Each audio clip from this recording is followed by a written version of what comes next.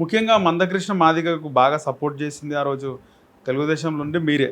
వర్గీకరణ కోసం మందకృష్ణ మాదిగకు పూర్తిగా 100% సపోర్ట్ చేసింది నేనే, లీడర్గా ఒక నాయకుడిగా చేసింది నేనే. దానివల్ల మన జాతి కూడా కొంత లాభం జరిగింది, వర్గీకరణ కూడా అయిపోయింది. కాబట్టి ఆ పంచాయతీ కూడా లేదు ఇప్పుడు. కాబట్టి మనము ముందుకు పోవాల్సిందంట అందల్లా రాజ్యాధికారం కోసం మాత్రమే. రాజ్యాధికారం లేకుండా మనం ఏమి సాధించలేము. ఏ రాజ్యాధికారం ఎవరి చేతుల్లో ఉంటే ఆ కులాలే బాగుపడ్డాయి. ఓకే, మాదిగలు మాత్రమే వెనుకబడి ఉన్నారు. నిన్న జరిగినటువంటి పార్లమెంట్ ఎన్నికల్లో కూడా 3కు 3 మాదిగలకు ఇవ్వలేదు. అటు వెంకటస్వామి కుటుంబం, ఇటు బట్టి విక్రమార్క కుటుంబమే మొత్తంగా కబ్జా పెట్టేసి. అటువంటి పరిస్థితుల్లో మరి మాదిగలంతా ఏకం కాకపోతే రాబోయే కాలంలో కూడా మనకేం రానియరు, ఈ జాతికి ఏం రానియరు. ఇప్పుడు ఇంత డైరెక్ట్గా ఇంత జనాభా కలిగిన 70 లక్షల మంది జనాభా కలిగినటువంటి మాదిగలకు ఇంత చైతన్యవంతమైన కాలంలోనే మనకు ఒక టికెట్ రానియలేదంటే ఇక రాబోయే కాలంలో అసలు రానివ్వరు. కాబట్టి అటువంటి పరిస్థితి రాకుండానే ఈ మాదిగ మహాశక్తి అడ్డుకుంటుంది. అందరికీ సుమారుగా 19 సీట్లు ఉన్నాయి ఈ రాష్ట్రంలో, అసెంబ్లీ సీట్స్. 19 పోటీ చేస్తాం. మాదిగ ఓట్లు మాదిగలకే నినాదం కింద అన్ని సీట్లు గెలుస్తాం. ఆంధ్రప్రదేశ్లోకి ఏమైనా పోటీకి పోయే అవకాశం ఉంటుందా? లేదండి, ఇప్పుడు ఆలోచన లేదు మాకు. మొదట తెలంగాణ సంగతి ఏందో తెలుద్దాం, తర్వాత మిగతా విషయాలు. ఓకే, తెలంగాణలో మాదిగల జనాభా ఎక్కువ. ప్రతి నియోజకవర్గంలో కూడా 50,000 ఉన్నాం మేము. 50,000 జనాభా ప్రతి నియోజకవర్గంలో ఉన్నాం. మాదిగ తప్ప ఇంకోటి గెలవటానికి వీల్లేదు. మాదిగలకు అన్యాయం చేస్తే ఆ పార్టీ కూడా గెలవటానికి వీల్లేదు.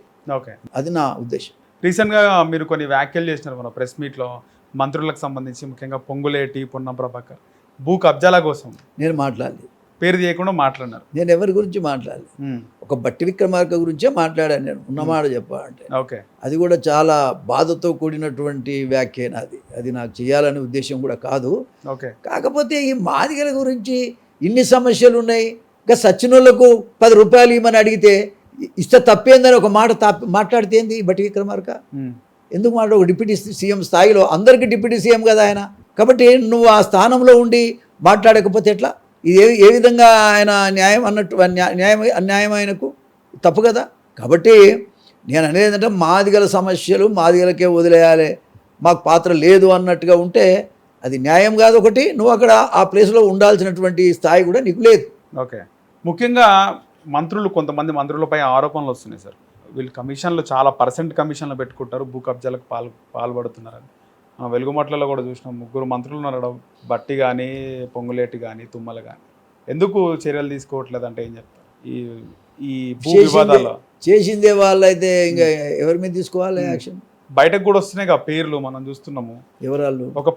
ఒక మంత్రి కోసం వస్తే ఇంకో పత్రికగా ఇంకో మంత్రి కోసం వస్తుంది. అది ఏమన్నా కానీ అక్కడ పేద ప్రజలు వాళ్ళు అంగలార్పు కానీ వాళ్ళు పడుతున్న బాధ చూస్తే మాత్రం బాధగా ఉంది.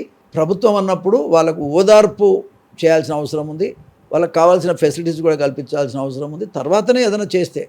కాబట్టి వాళ్ళు ఆల్రెడీ 10 ఏళ్ళ నుంచి ఉన్నటువంటి వాళ్ళని అక్కడ నుంచి తరలించడం కానీ, బాధ పెట్టడం కానీ, కూలగొట్టడం కానీ అది అమర్యాద.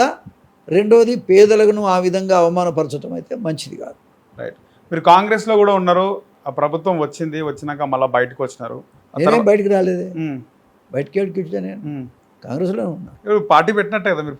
పార్టీ కాదే దొరా, ఇది కులం. ఓకే, ఓన్లీ మాదిగల సంఘం అనుకోయిగా. ఓకే, అట్లా మాల సంఘం లేదానే? కాంగ్రెస్ లో ఉన్నారు అయితే ఇంకా భలే ఉన్నాను. కానీ ఎన్నికలు వచ్చినప్పుడు మళ్ళీ ఫైట్ చేస్తారు, కాంగ్రెస్ ఫైట్ చేస్తాము.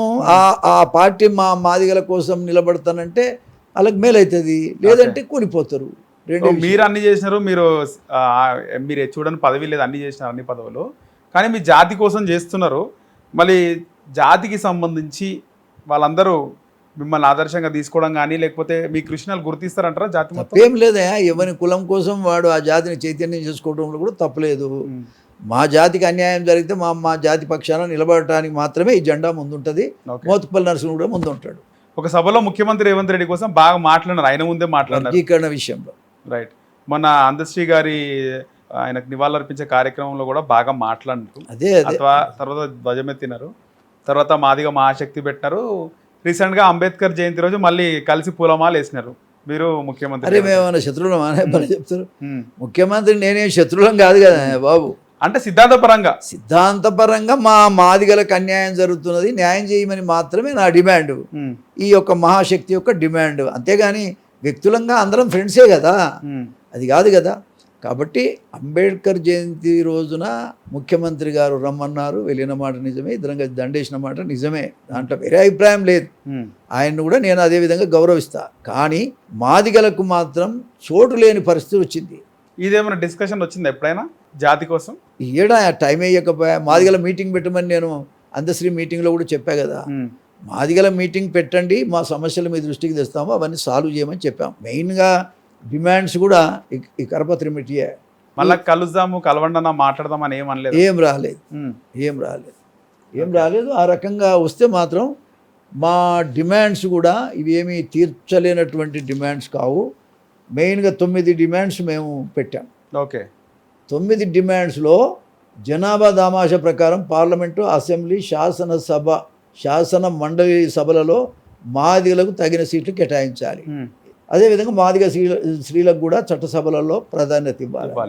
వర్గీకరణ సాధన కోసం అమరులైన ప్రభుత్వ అమర కుటుంబాలకు ఒక్కొక్క కుటుంబానికి ₹1 కోటి ఆర్థిక సాయం అందించి కుటుంబంలో ఒకరికి ప్రభుత్వ ఉద్యోగం ఇవ్వాలి.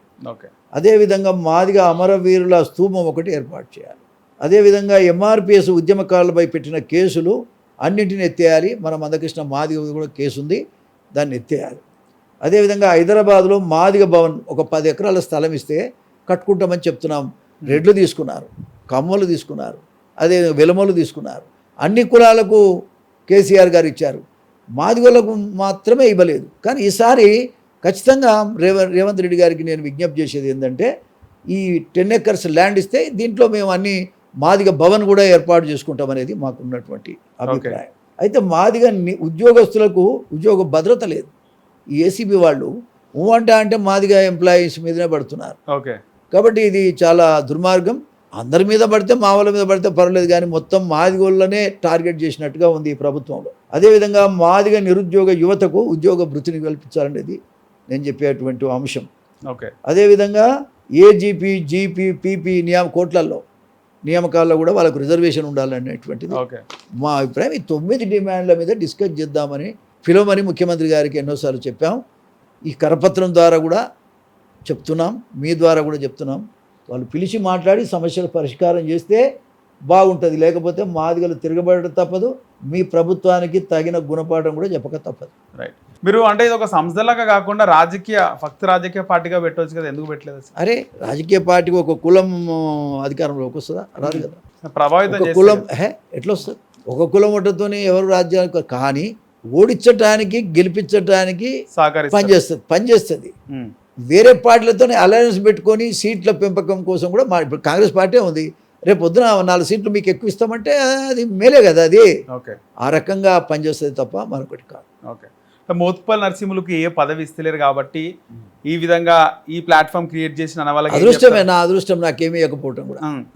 మన జాతి కోసం అన్నా పనిచేయాల్సిన అవకాశం వచ్చింది, పనిచేస్తా కదా, తప్పకుండా చేస్తా. ఇప్పుడు బీసీ నినాదం కూడా బాగా వినబడుతుంది కదా సార్. బీసీలో ముఖ్యంగా మీరు అన్నట్టు కులంకి ఓటేస్తే గెలవరు అన్నారు. బీసీలు ఇప్పుడు మరి చాలా పార్టీలు మాట్లాడుతున్నాయి, పార్టీలు కూడా వచ్చినాయి బీసీ పార్టీ. అనేది ఏంటంటే ఒక్క కులం రాదు అంటున్నా, అన్ని కులాలు కలిసి. బీసీలు కూడా అందరు ఏకతాటి పైన బీసీ పార్టీకి వేస్తారా సార్? అలాంటి అవకాశం ఉంటుందా?